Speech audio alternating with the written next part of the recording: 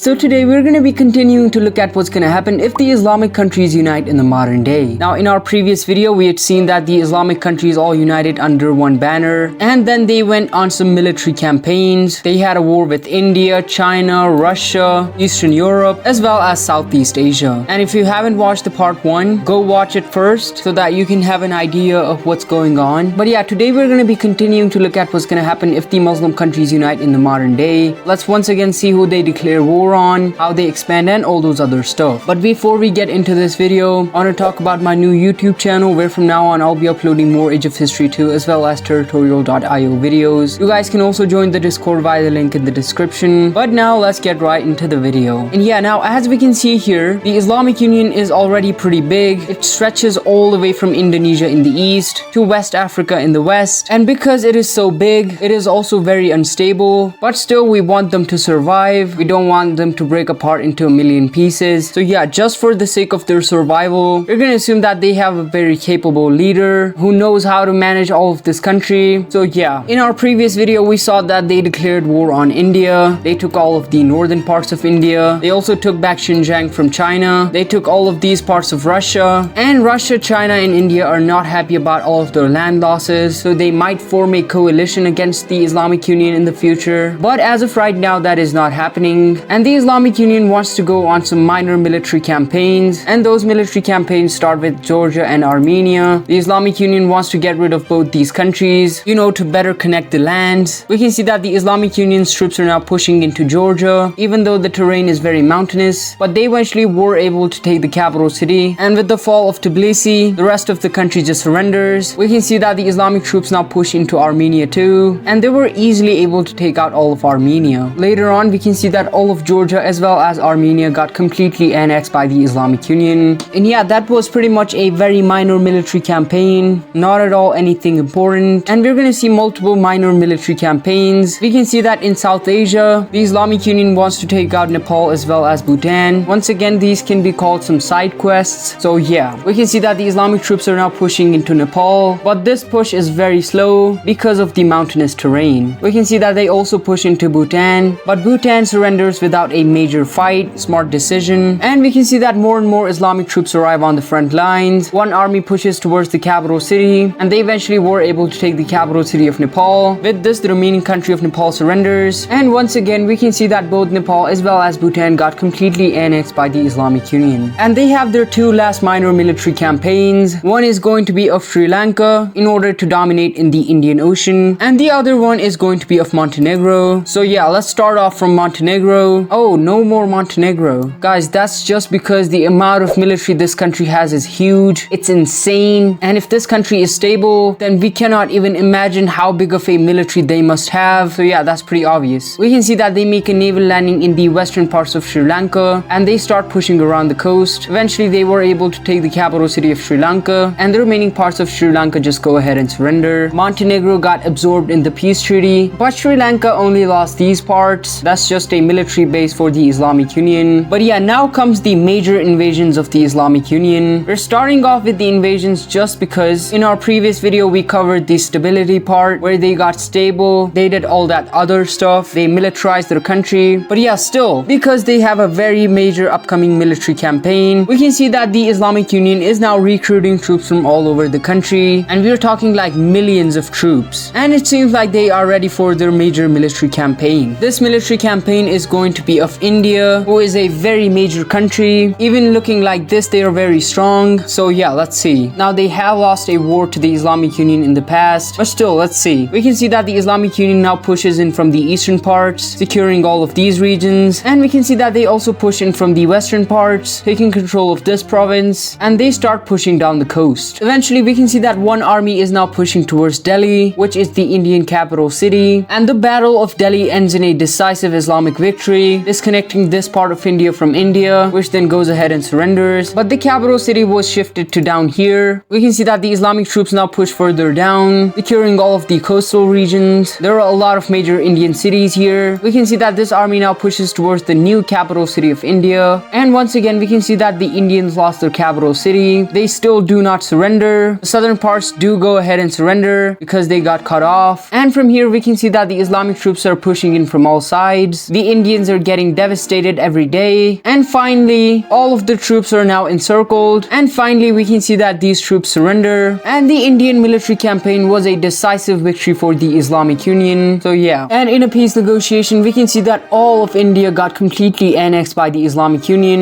The population of the Islamic Union has skyrocketed after taking control of all of India. And it also brings in instability. But we are going to ignore that for now. And because this was such a decisive victory for the Islamic Union, now they feel more and more confident to go on multiple military campaigns. They've done some tremendous work in the east, and now they want to focus in the west, in the faraway west. And now we can see that the Islamic Union wants a country in South America, and that country is Suriname. The main reason behind this invasion is, well, because Suriname has some Muslim population. There are about 15% Muslims living in Suriname out of 100. So yeah, that's pretty much the entire reason why the Islamic Union wants Suriname. It's also because they want a base in South America. They might want to contain the United States, who is now far behind the Islamic Union. And the Islamic Union is by far the strongest country in the world. No one is even close to this country. Once again, if it was stable. If not, then no. But anyways, we can see that the Islamic Union makes a naval landing in Suriname, and they take control of the coastline. But in the very initial attack, Suriname lost its capital city, which ultimately results in their surrender, and later on their annexation. Now you may ask me, why did they have to invade India? They already screwed up India over here, taking all of the northern parts. So why would they need to completely annex all of India? Well, the answer to that question is very simple. The Islamic Union was thinking that India might form a coalition with Russia and China against the Islamic Union to regain all of their lost lands. And now with India gone, it is going to be pretty hard for Russia and China to form a coalition against the Islamic Union. If India were there, it would have been a three-front war. So yeah, that was the entire reason why they had to invade India. But even in our last video, we did not see any African invasions taking place. So yeah, in this part, they're going to be focusing in Africa too, mainly the West African countries. And we can see that they kind of do this, declaring war on all of these West African countries who are disconnected from any other country here. So yeah, things are not looking good for these countries. We can see that the Islamic troops are now pushing into Liberia, easily taking out the capital city and then the entire coastline, which leads them out of this war. We can see that Togo and Benin just go ahead and surrender. The Ivory Coast is now getting invaded from the southern parts, and Ghana is now getting invaded from the north. Eventually, we can see that the Islamic troops now push into Ghana from the south too, taking control of the coastline, which also had the capital city, which leads them out of this war. And the Ivory Coast also lost their capital city, which also results in them surrendering to the Islamic Union. And once again, this was a decisive victory for the Islamic Union. Later on, this kind of happens. Now pretty much all of North Africa is under the Islamic control. But yeah, that was it for the African front. And they have one final country to invade here, and that country is going to be Russia. Because if they were to take out Russia, no one would ever be able to threaten them anymore. With Russia gone, they can do anything they want. So yeah, let's see. We can see that the Islamic troops immediately take out all of the coastal regions down in the south, and they make this kind of front line, disconnecting Russia from the Black Sea. We can see that they also push in from the Ukrainian front, once again securing a lot of regions. And I should also mention the fact that the Islamic Union is using pretty much everything they have, because Russia is also a very strong country. We can see that these troops are now pushing up. Forgot about Kaliningrad, sorry. But yeah, these troops are now pushing up, and they disconnect Russia from all of these European countries. They eventually were able to take St. Petersburg, and now we can see that one army is pushing towards Moscow, and the Battle of Moscow ends in a decisive Islamic victory. The Russians still do not surrender, but they do negotiate peace with the Islamic Union, where they're gonna have to give up some land. And by some land, I meant all of this land, which is quite significant for Russia. And now with all of the major parts of Russia taken, they do not pose any threat, because these regions are just useless, population-wise, of course. So yeah, this is the Islamic Union at its peak, and this is also going to be it for today's video. If you enjoyed this video, make sure to subscribe, leave a comment, and tell me what you guys want to see in the future. Thank you for watching.